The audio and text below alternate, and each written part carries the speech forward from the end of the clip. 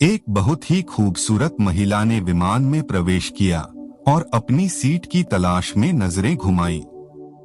उसने देखा कि उसकी सीट एक ऐसे व्यक्ति के बगल में है जिसके दोनों हाथ नहीं हैं। महिला को उस अपाहिज व्यक्ति के पास बैठने में झिझक हुई। उस सुंदर महिला ने एयर होस्टेस से बोला, मैं इस सीट पर सुविधापूर्वक यात्रा नहीं कर पाऊंगी क्योंकि साथ की सीट पर जो व्यक्ति बैठा हुआ है उसके दोनों हाथ नहीं हैं।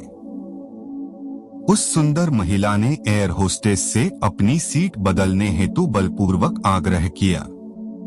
असहज हुई एयर होस्टेस ने पूछा, मैम क्या मुझे कारण बता सकती है? उस सुंदर महिला ने जवाब दिया, मैं ऐसे लोगों को पसंद नहीं करती, मैं ऐसे व्यक्ति के साथ बैठकर यात्रा नहीं कर पाऊंगी। मुझे घिन्ना और उल्टी आती है। दिखने में पढ़ी लिखी और विनम्र प्रतीत होने वाली महिला की यह बात सुनकर एयर होस्टेस बहुत अचंभित हो गई।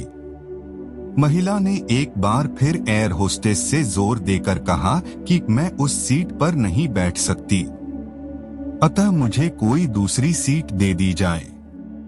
एयर होस्टेस ने खाली सीट की तलाश में चारों ओर नजर घुमाई पर उसे कोई भी सीट खाली नहीं दिखी। एयर होस्टेस ने महिला से कहा कि मैडम इस इकोनॉमी क्लास में कोई सीट खाली नहीं है, किंतु यात्रियों की सुविधा का ध्यान रखना हमारा दायित्व है, अतः मैं विमान के कप्तान से बात करती हूँ। कृपया तब तक थोड़ा धैर्य रखें। ऐसा कहकर एयर होस्टेस कप्तान से बात करने कॉकपिट में चली गई। कुछ समय बाद वापस लौटकर एयर होस्टेस ने उस महिला को बताया, मैडम आपको जो असुविधा हुई उसके लिए हमें बहुत खेद है। इस पूरे विमान में केवल एक सीट खाली है और वह प्रथम श्रेणी में है। मैंने हमारी टीम से बात की और हमने एक असाधारण निर्णय लिया।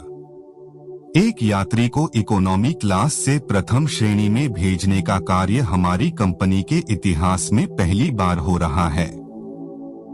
सुंदर महिला अत्यंत प्रसन्न हो गई, किंतु इसके पहले कि वह अपनी प्रतिक्रिया व्यक्त करती और एक शब्द भी बोल पाती, एयर होस्टेस उस अपाहिज और दोनों हाथ से विहीन व्यक्ति की ओर बढ़ गई और विनम्रता पूर्वक उनसे पूछा, सर क्या आप प्रथम श्रेणी में जा सकेंगे?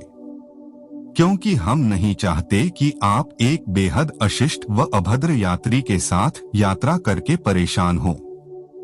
यह बात सुनकर सभी यात्रियों ने ताली बजाकर इस निर्णय का स्वागत किया। वह अति सुंदर दिखने वाली महिला तो अब शर्म से नजरें ही नहीं उठा पा रही थी। तब उस अपाहिज व्यक्ति ने खड़े होकर कहा, मैं एक भूतपूर्व सैनिक हूँ और मैंने एक ऑपरेशन के दौरान आतंकवादियों से मुठभेड़ करते हुए कश्मीर सीमा पर बम विस्फोट में गंभीर रूप से जख्मी होकर अपने दोनों हाथ गंवाए हैं। सबसे पहले जब मैंने इन देवी जी की चर्चा सुनी तब मैं सोच रहा था कि मैंने भी किन स्वार्थी व बेवकूफ लोगों की सुरक्षा के लिए अपनी जान जोखिम में डाली और अपने दोनों हाथ खोए।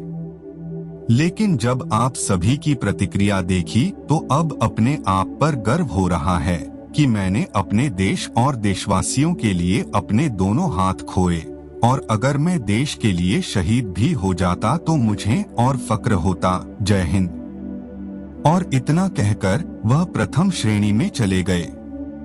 सुंदर महिला पूरी तरह से अपमानित होकर सर झुकाए सीट पर बैठ गई। हमें ये हमेशा याद रखना चाहिए कि अगर विचारों में उदारता और पवित्रता नहीं है तो ऐसी सुंदरता का कोई मूल्य नहीं है।